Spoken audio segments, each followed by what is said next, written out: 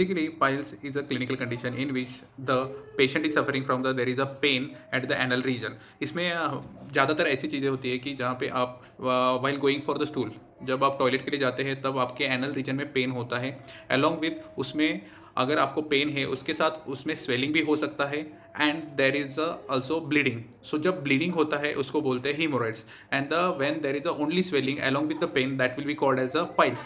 सो piles के भी दो टाइप्स होते हैं, एक रहता है एक्सटर्नल पाइल्स, एक रहता है इंटरनल पाइल्स. अभी ये पाइल्स और हीमोरॉइड्स किसको होते हैं?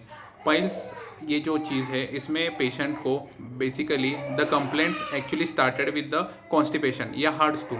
सो there is a prolong constipation और the hard stool causing. Also there is a other causes. So basically sedentary habit, जिन लोगों को बैठे रहने का ऑक्यूपेशन है, मोस्ट ऑफ द जो सेडेंट्री हैबिट है, सेडेंट्री हैबिट मीन्स कि जो लॉन्ग पीरियड के लिए बैठे रहते हैं, जैसे कि कोई टीचर है या फिर कोई व्यापारी लोग हैं जो बिजनेस करते हैं, या फिर बहुत सारे ऑक्यूपेशंस है लाइक डॉक्टर्स है, या फिर जिनका सिटिंग हैबिट है कि लॉन्ग पीरियड के लिए सिटिंग रहते हैं, तो उनको क्या होता है फॉर द रेक्टल रीजन जो रहता है उसके ऊपर प्रेशर होता है and that continuous pressure on to that area leads to the engorgement of the veins in the rectal region. Okay, but इसको सभी को होता है ऐसे नहीं होता, बट इसमें यूजुअली अगर आपका dietary habit that is also important role to played.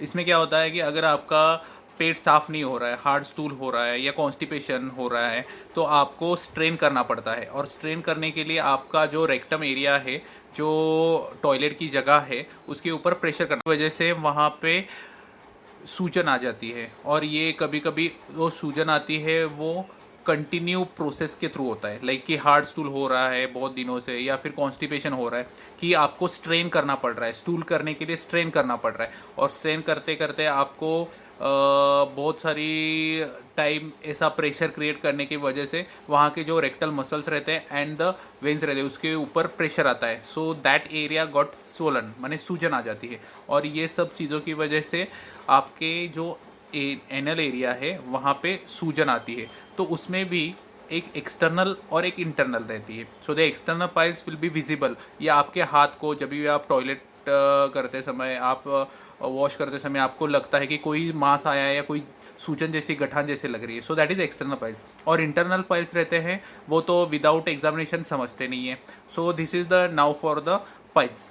Next video we will discuss regarding the features. And for the piles the pain mostly कैसा रहता है कि थ्रोबिंग माने जैसे कि इन लोकल लैंग्वेज मराठी में बोलना चाहते हो तो ठणकते, डॉक्टर बसता येत नहीं, ठणकते फार, ये एक बोलते हैं. जैसे कि ठन ठन या ठेस लगती है उसके बाद जैसे पेन होता है ना, वैसा पेन होता है. दूसरी बात होती है कि पेशेंट बोलता है कि वहाँ पे ऐसे कोई सूजन है जो मुझे बैठने पे बहुत दिक्कत करती है, टॉयलेट पे ठीक से कर नहीं पाता हूँ. सो ये जो कैरेक्टरिस्टिक पेन एंड ये सिम्टम्स है that is for the haemorrhoids. So for the haemorrhoids उसमें क्या होता है कि आइदर पाइल्स भी रहेंगे, बट ब्लीडिंग पाइल्स को हीमोरॉइड्स बोलते हैं. अगर ये पाइल्स, इसमें से खून निकलता है. अभी ये खून निकलता है तो कैसे निकलता है? जो प्रेशर करते हैं while passing the stool, usually जो कॉन्स्टिपेटेड पेशेंट्स रहते हैं उनको, तो that time that pressure create on the mucous membrane leads to the bleeding from the rectal region. और ये यूजुअली आप टॉयलेट करने के बाद या टॉयलेट करने से पहले गिरता है, वो बूंद बूंद गिरता है. Okay, it wasn't mix with your stool. So अगर आपके टॉयलेट के साथ मिक्स नहीं हो रहा है तो mostly it is the cause due to the आपका पाइल्स रहेगा. ओके, सो द पाइल्स जो ब्लीडिंग रहेगा उसको हीमोरॉइड्स बोलते हैं. और ये क्लिनिकल कंडीशन में there is a pain, intense cutting type of pain, मैंने ऐसे लग रहा है कि कट गया है, इंटेंस बर्निंग, जलन टाइप ज़्यादा हो रही है, और द चुभन भी रह सकती है. So this is for the bleeding piles और द